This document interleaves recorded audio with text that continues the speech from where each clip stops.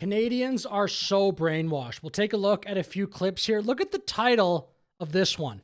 Alberta's race-baiting referendum will scare away skilled workers. They're talking about the Danielle Smith address the other night, not the independence referendum, but we'll take a look at this. Later in the video, too, there will be some discussion on Alberta independence, but let's take a look. I was just so disappointed to see a premier make such divisive comments that are not worthy of the office of the Premier of Alberta. Shut up, honestly. Just shut up. This clown world. I'll play that again. It's about a 5-second statement. Have you tried crying harder, buddy? I don't know who this is, but cry harder, dude. I'm so tired of hearing this crap. Just so disappointed to see a premier make such divisive comments that are not worthy of the office of the Premier of Alberta. Danielle Smith's referendum, with several questions on immigration, now creating anger and fear in newcomer communities, according to her critics. Holy crap, man. If you don't like it, then you can leave. You can go back to wherever the fuck country you came from here. I'm so tired of this, man. Former PC MLA Dr. Ross Sherman calls it race baiting. He is also upset at the Premier's executive director, Bruce McAllister, for bringing Judeo-Christian values and nations with failed systems into the debate. So Danielle Smith. People that lived in Canada for a while, their parents, grandparents, do they not get a say in this? No country. It's just the country for newcomers. Just Canada basically is like a corporation, and you can come over here if you're a new Canadian and you get all this special treatment, and don't anybody offend them. Nobody hurt their feelings. This is so pathetic. I'm, like 30 seconds into this video already on a rant. Canada is so pathetic. Has not condemned those comments, which means she condones them.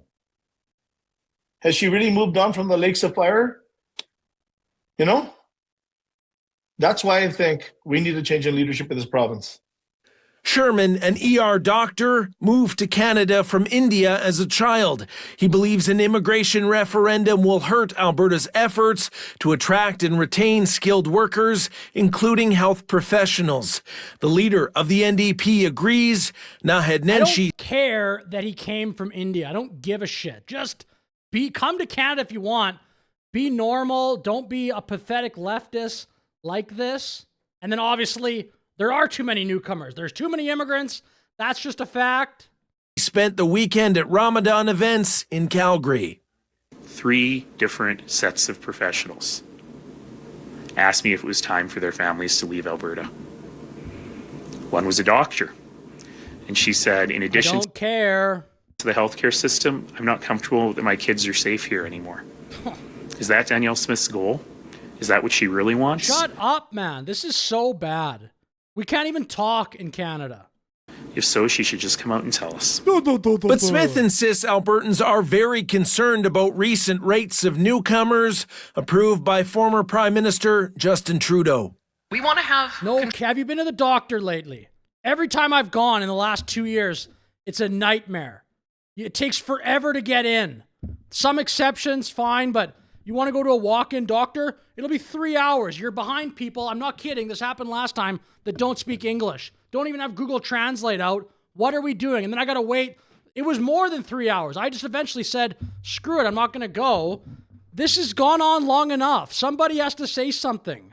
We want to have control over economic migration because the current system got blown up in the last few years, and we're asking Albertans, which was something they should have been asked a few years ago when all the policies changed, whether they want to go back to something that approaches a more normal immigration policy like we had for 40 years.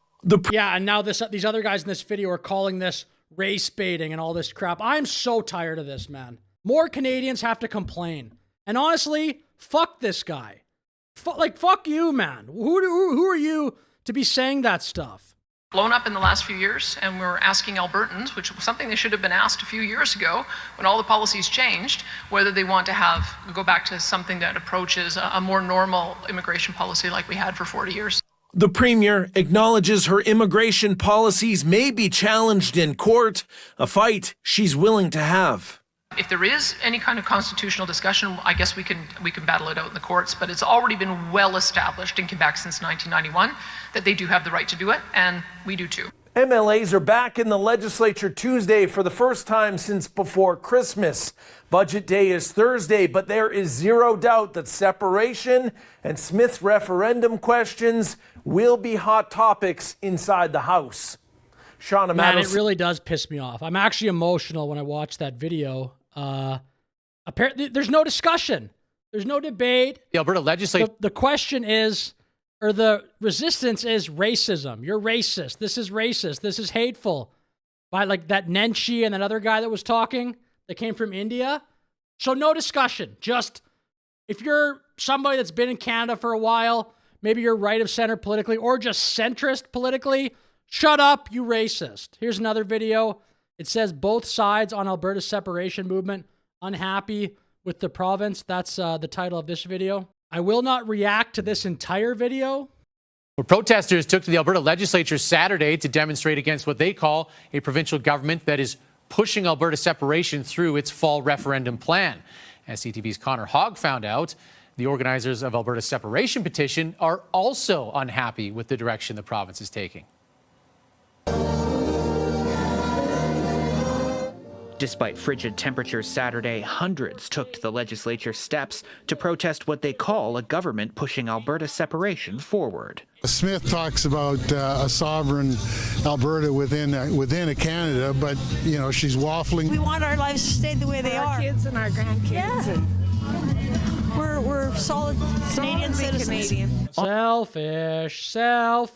Selfish boomers. On Thursday, Premier Danielle Smith announced a list of questions her government will put to The Alberta. boomers that watch this channel are the cool ones. I think, if they agree with me at least a little bit, but boomers like this, we want our kids and grandkids to never be able to afford a home. Will put to Albertans in a referendum on October 19th.